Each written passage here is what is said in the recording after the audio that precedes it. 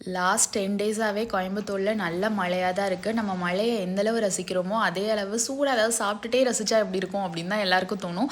சட்டுன்னு அன்றைக்கி உளுந்த ஊற வச்சு உளுந்த வடை போட்டுட்டேன். நான் வந்து ஒரு 200 கிராம் அளவு உளுந்து ஊற வச்சுருந்தேன். அது கூட 2 டேபிள் ஸ்பூன் அளவு பச்சரிசி ரெண்டையும் சேர்த்து 1 மணி நேரம் ஊற வச்சுக்கோங்க. இதை வந்து நான் மிக்ஸி ஜாரில் அரைச்சி எடுத்துக்கிட்டு நீங்கள் கிரைண்டரில் அரைச்சிக்கிட்டிங்கன்னா நல்லா உங்களுக்கு குவான்டிட்டி அதிகமாக கிடைக்கும். முதல்ல அரைச்சி எடுத்துக்கிட்ட மாவில் உப்பு பெருங்காயம் மட்டும் சேர்த்து நல்லா மிக்ஸ் பண்ணிடுங்க. அதுக்கப்புறம் நம்ம பொடியாக நறுக்கி வச்சுருக்கிற இஞ்சி, பச்சை மிளகா, கறிவேப்பிலை, மல்லி இலை, மிளகு, சீரகத்தை இந்த மாதிரி முழுசாக போட்டுட்டிங்கன்னா சாப்பிட மாட்டாங்க, தனியாக எடுத்து வச்சுருவாங்க. நல்லா இந்த மாதிரி நுணுக்கி சேர்த்துக்கிட்டிங்கன்னா சாப்பிட்ருவாங்க. அதனால் இந்த மாதிரி சேர்த்துக்கோங்க. இப்போ இது எல்லாத்தையும் நல்லா நீங்கள் மிக்ஸ் பண்ணி எடுத்துக்கோங்க. லாஸ்ட்டில் வந்து நீங்கள் பொடியாக நறுக்குன சின்ன வெங்காயமோ பெரிய வெங்காயமோ எதுனாலும் ரெண்டுமே சேர்த்துக்கலாம். அதை சேர்த்துட்டு மிக்ஸ் பண்ணுங்கள். ஏன்னா முதல்ல நீங்கள் வெங்காயம் சேர்த்துட்டிங்கன்னா தண்ணி விட ஆரம்பிச்சிடும். அப்புறம் நம்மளால் வடை தட்டி போட முடியாது.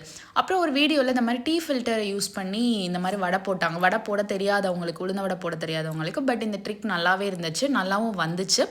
இல்லை எனக்கு கையிலேயே போட தெரியும் அப்படின்றவங்க வந்து லைட்டாக மட்டும் கையை தண்ணியில் தொட்டுட்டு இந்த மாதிரி வடையை ப்ரெஸ் பண்ணி மட்டும் உள்ளே போட்டிங்கன்னா அழகாக வந்துடும்.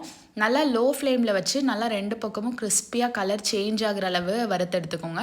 என்ன தான் நம்ம வடை சுட்டாலும் அது அப்படியே ப்ளைனாக சாப்பிட கண்டிப்பாக நல்லா இருக்காது. அதுக்கு ஒரு சட்னியோ இல்லை இந்த மாதிரி பஜ்ஜி சால்னா ஏதாவது வச்சு சாப்பிட்டா தான் சூப்பராக இருக்கும். நான் அன்றைக்கி வந்து இந்த பஜ்ஜி சால்னா தான் பண்ணியிருந்தேன். டீ கடையில் கிடைக்கிற பஜ்ஜி சால்னா. இந்த பஜ்ஜி சால்னாவோட வீடியோ வந்து நான் உங்களுக்கு கண்டிப்பாக நெக்ஸ்ட் வீடியோவில் அப்லோட் பண்ணுறேன். இந்த வீடியோ உங்களுக்கு ரொம்ப பிடிச்சிருந்துச்சு அப்படின்னா லைக் பண்ணி, ஷேர் பண்ணி, சப்ஸ்கிரைப் பண்ணிக்க மறந்துடாதீங்க.